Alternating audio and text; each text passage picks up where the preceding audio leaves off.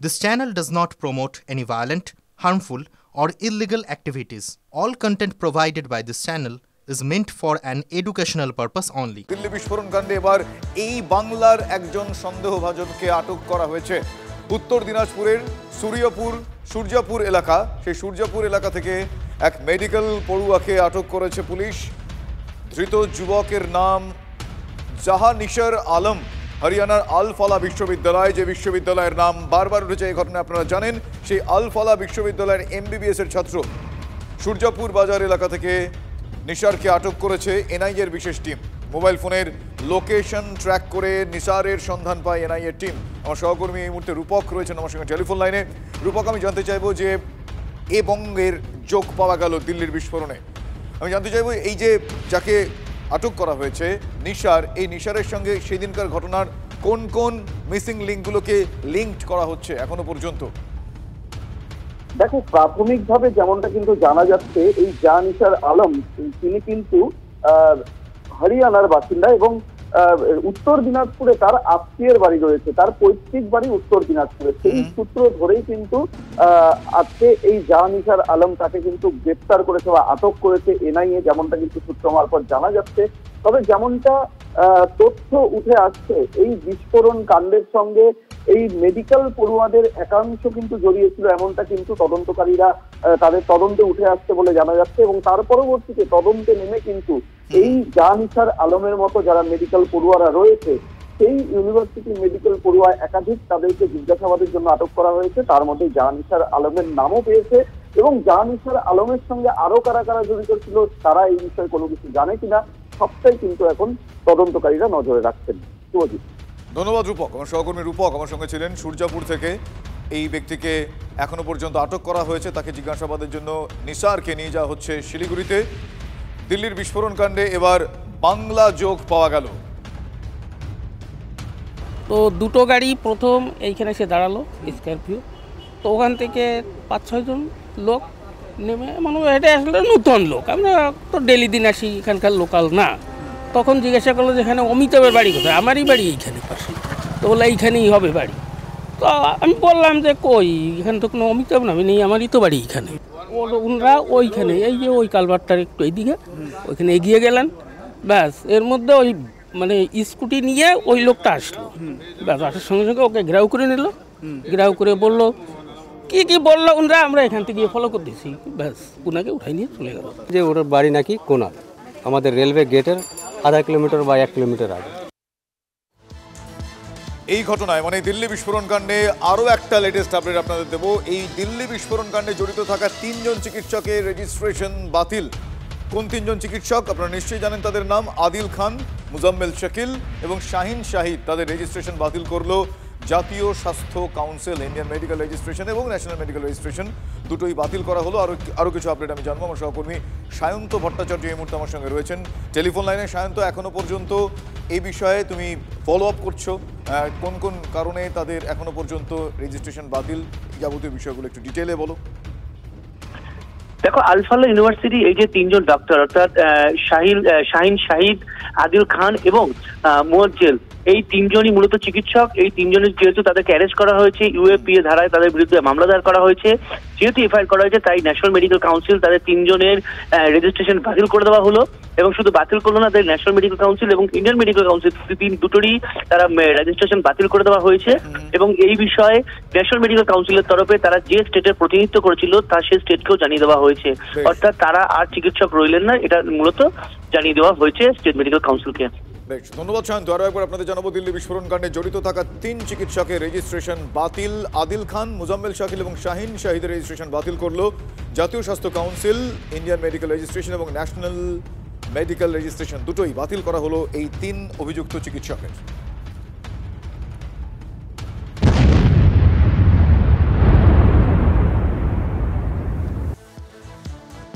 এবার আসি বিহারের নির্বাচন, তার ফল ঘোষণা হয়ে গিয়েছে। আপনারা জানেন, মগধভূমে মোদি নীতিশের যুগলবন্দি, ব্যাপক যুগলবন্দি বলা যায় একে, আবার NDAর প্রত্যাবর্তন।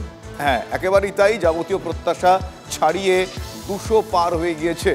তিনি বিহারের সুশাসন বাবু, আবারও সেটা প্রমাণ করে দিলেন নীতিশ কুমার। বিহারে সর্বকালের সেরা ফল করে গেরুয়া নেতাদের মুখে এই মুহূর্তে চওড়া হাসি। আর মহাগঠবন্ধন সেটা ধুয়ে মুছে সাফ হয়ে গিয়েছে। বিরোধী মহাজোট 2/3 আসন নিয়ে সরকার গড়ছে ন্যাশনাল ডেমোক্রেটিক অ্যালায়েন্স NDA।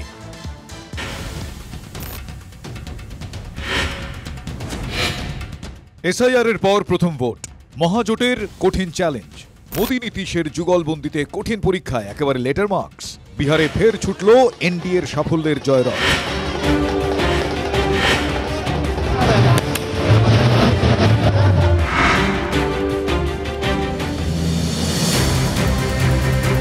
কুড়ি বছর কুর্সিতে থাকার প্রতিষ্ঠান বিরোধী হাওয়া, পরিযায়ী শ্রমিক, বেকারদের ক্ষোভ, প্রতিকূলে বইতে থাকা হাওয়া সামাল দিয়ে পাটলিপুত্রে প্রত্যাবর্তন নীতিশ কুমারের।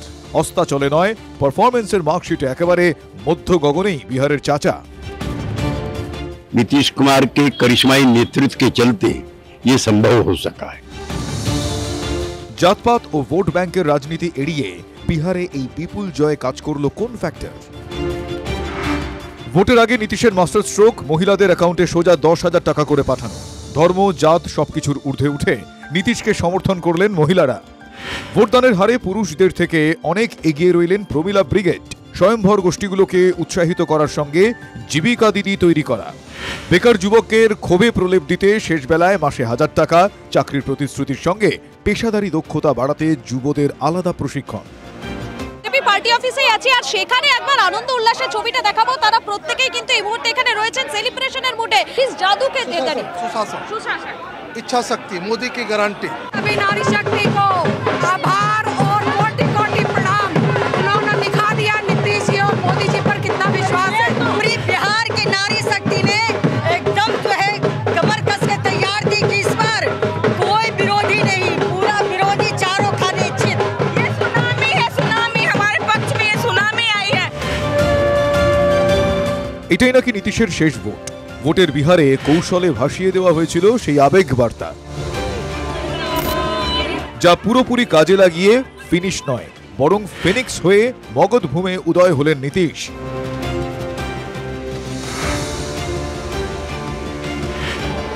বিহার জুড়ে কার্যত গেরুয়া সুনামি। পাটলিপুত্রে বিজয় কেতন উড়িয়ে ইতিহাস গড়ল বিজেপি।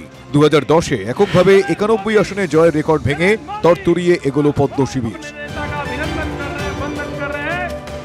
विकास के लिए ये आशा का वोट है, ये विश्वास का वोट है, और बिहार में सुशासन के लिए तो ये पूरा हुआ है। तो जनता ने इसको देखा है और लालू प्रसाद के जंगल राज को भी उनको याद है, खौफ डर, तो उसको भी देखा है। ভোটের দাগ কাটতে পারল না এসআইআর নিয়ে বিরোধীদের প্রচার। বুথ ফেরত সমীক্ষাকে ছাপিয়ে গেল এনডিএর ফল। সব ঝাপটা সামলে নিরঙ্কুশ কর্তৃত্ব রেখে বিপুল জয়। 2/3 আসন নিয়ে সরকার গড়ছে এনডিএ শিবির। মোদী নীতিশের ডাবল ইঞ্জিনের জয় বলে ব্যাখ্যা করছেন জোট শরিকরা। বিহার থেকে মধুকল্পিতা চৌধুরীর রিপোর্ট, TV9 বাংলা।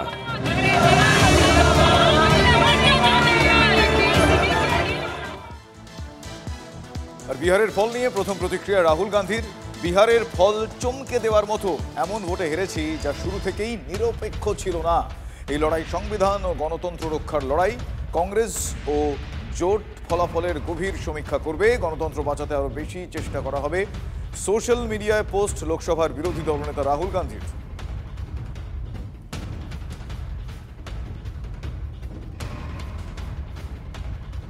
অন্যদিকে বিহারের জয়ে উজ্জীবিত বঙ্গ বিজেপি, তাতে আরো জল হাওয়া দিলেন স্বয়ং প্রধানমন্ত্রী নরেন্দ্র মোদী। নরেন্দ্র মোদীর হুঙ্কার, বিহারের পর এবার লক্ষ্য বাংলা।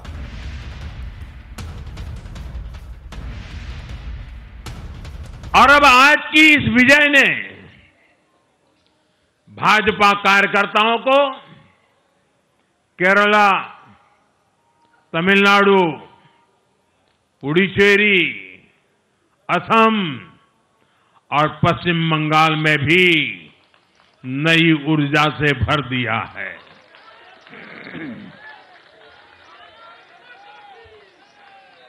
और हां, गंगा जी यहां बिहार से बहते हुए ही बंगाल तक पहुंचती है।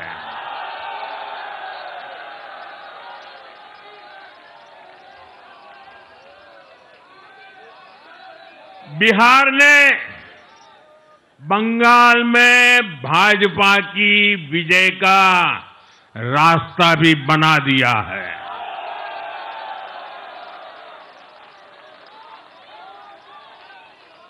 मैं बंगाल के भाइयों बहनों को भी आश्वस्त करता हूं, अब भाजपा आपके साथ मिलकर पश्चिम बंगाल से भी जंगल राज को उखाड़ फेंकेगी। অত উত্তেজনাও ভালো না, আর অত দুঃস্বপ্ন দেখা ভালো না। স্বপ্ন ভালো, কিন্তু দুঃস্বপ্ন নয়। একটু মনে করুন মোদিজি, আপনি তো গণতান্ত্রিক অধিকার হরণ করছেন এখানে। তাদের 100 দিনের কাজের টাকা দিচ্ছেন না, আর যা যা পাওনা আছে সেগুলো দিচ্ছেন না। বিশেষ করে মহিলারা, তারা তাদের ন্যায্য অধিকার থেকে বঞ্চিত হচ্ছে। 2026-এ এই বাংলার নির্বাচন বুঝিয়ে দেবে গণতান্ত্রিক উপায়ে কিভাবে এই অপমানের জবাব দিতে হয়, সেটা বাংলা বুঝিয়ে দেবে। অন্যদিকে বিজেপির বিহার জয় উদযাপনে যে মিছিল, সে মিছিলে হামলার অভিযোগ উঠছে। কোচবিহারের শীতলকুচিতে বিজয় মিছিলে বিজেপির মণ্ডল সম্পাদক ভবেশ বিশ্বাসকে মারধর করা হয়, অভিযোগ এমনটাই। তৃণমূলের বিরুদ্ধে অভিযোগ করেছে পদ্ম শিবির। বিহারের ফল প্রকাশ হতেই বিভিন্ন জায়গায় জয় উল্লাস শুরু হয়েছে, আর সেই বিজয় মিছিল চলাকালীন সেখানে হামলা করা হয়, অভিযোগ এমনটাই। হাসপাতালে ভর্তি করা হয়েছে আক্রান্ত ভবেশ বিশ্বাসকে। তার অবস্থা এই মুহূর্তে আশঙ্কাজনক বলেই জানা যাচ্ছে।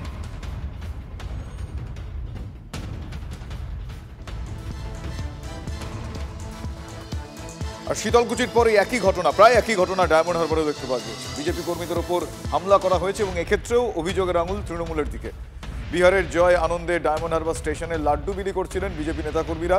আচমকাই তৃণমূলের বিরুদ্ধে লাঠি নিয়ে হামলা করা হয়, অভিযোগ এমনটাই।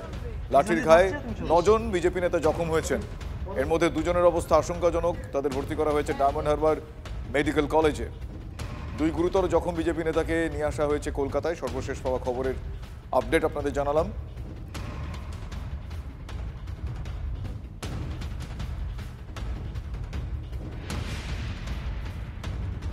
এই দাঁত নখ বের করছে, এই উস্কানির পিছনে ভাইপো এবং পিসি আছে, এটা অস্বীকার করার উপায় নেই। এবং 21-এর পোস্টপোল ভায়োলেন্সের পরে যে গুন্ডারা করেছিল ডায়মন্ড হারবারে, তো শামীম বলে যে পোস্টপোল ভায়োলেন্সে অন্যতম অ্যাকিউজড, ওই এলাকাতে 8টা মার্ডার হয়েছে, নেতৃত্ব দিয়েছে।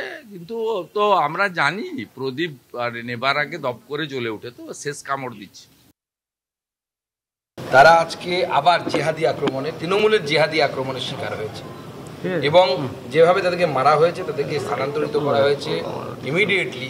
আমরা এখানে একটি বেসরকারি হসপিটালে, সেই বেসরকারি হসপিটালে চিকিৎসা করার ব্যবস্থা করা হয়েছে। আমি এখান থেকে স্পষ্টভাবে বলে দিতে চাই, তো বিহারে এরকম জঙ্গল রাজ ছিল, বিজেপি ধুয়ে মুছছে, সাফ করে দিয়েছে সেই জঙ্গল রাজকে জনগণের রায় দিয়ে। এবং বাংলাতেও এই জঙ্গল রাজের পরিসমাপ্তি ঘটবে এবং মোদিজি বলেছেন যে পরিষ্কার সাফাই অভিযান শুরু করবেন। আমি চাইবো এবং আমরা চেষ্টা করবো এই সাফাই অভিযানটা যেন ডায়মন্ড হারবার থেকে শুরু হয় এবং ওইখানে যেখানে মার খেয়েছে আমাদের কর্মীরা, ওখানে দাঁড়িয়ে সভা করে। অন্যদিকে এসআইআর আতঙ্কে এক মহিলার আত্মঘাতী হওয়ার অভিযোগ উঠছে। 40 বছর আগে বাংলাদেশ থেকে জলপাইগুড়ির সাতকুড়া গ্রামে চলে আসেন কমলা রায়। তখন থেকে দক্ষিণ বেরুবাড়ি গ্রাম পঞ্চায়েতের সাতকুড়া গ্রামের 17/273 নম্বর বুথের বাসিন্দা এই কমলা।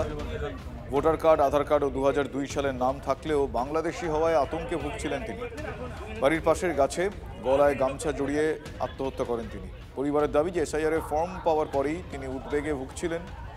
দেহটি উদ্ধার করে ময়নাতদন্তের জন্য পাঠিয়েছে পুলিশ। অস্বাভাবিক মৃত্যুর মামলা রুজু করে তদন্ত শুরু হয়েছে। এসআইয়ের জন্য এসআইআর আতঙ্কের জন্য এটা নিয়ে বলতেছে, করতেছে। তিলোত্তমা ধর্ষণ খুন মামলায় বিচারকের কাছে জোর সওয়াল তিলোত্তমার বাবা মায়ের। তিলোত্তমার মা এদিন বিচারককে প্রশ্ন করেন, তার মেয়েটা হারিয়ে গিয়েছে, তিনি কেন কোথাও কিছু বলতে পারবেন না? সিবিআইকে কার্যত তুলোধনা করে বারবার বিচারকের সামনে প্রশ্ন তোলেন তিলোত্তমার বাবা। সিবিআইকে নির্লজ্জ বলে কটাক্ষ করেন। শুনানি শেষে আদালতের বাইরে সিবিআই এর তদন্তকারী অফিসারের সীমা পাহুজার চোখে জল।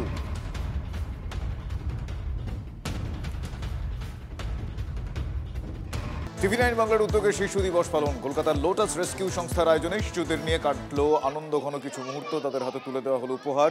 দ্য ডেন্টিক এবং আইরিশ হাসপাতালের উদ্যোগে বিশেষজ্ঞ চিকিৎসকদের দিয়ে শিশুদের দাঁত এবং চোখের পরীক্ষার ব্যবস্থা করা হয়। যারা পথশিশু তারা ভাবে পথে জন্মেছে বলে ওইখানে ওরা সারা জীবন থাকবে, মানে যা করে আর কি, হাত পেতে নেওয়া। কিন্তু আমাদের ইচ্ছা হচ্ছে যে তাদের অন্তত এডুকেশনটা যাতে আমরা প্রোভাইড করতে পারি। তো ওদের আমরা শিক্ষা ব্যবস্থাটা শুরু করি এখান থেকে, বেসিক ট্রেনিং দিয়ে। আমাদের এই সেন্ট্রাল ক্যালকাটায় যত স্কুল আছে আমরা ওদের অ্যাডমিশন করিয়ে দিই ওখানে, প্লাস ওরা এখানে এসে ডেলি হোমওয়ার্ক সাপোর্টটা পায় আর পেট ভরে নানান এক এক দিন নানান রকমের ভালো ভালো খাবার খেয়ে যায়। আর এছাড়াও কম্পিউটার, ডান্স, গান, আঁকা সব কিছু ওদের শেখানো হয়। বাচ্চাদের মধ্যে একটু ডেন্টাল অ্যাওয়ারনেস, কারণ ওদের কাছে না ডেন্টালের কোনো শিক্ষা নেই, আমরা আলাদা করে সেরকম কোনো প্রমোশন করতে পারি না। তো বাচ্চাদের একটা জেনারেল চেক আপ হয়েছে, তাদের কি কি চিকিৎসা পদ্ধতি আমরা অফার করতে পারি সেটা জানানো হয়েছে।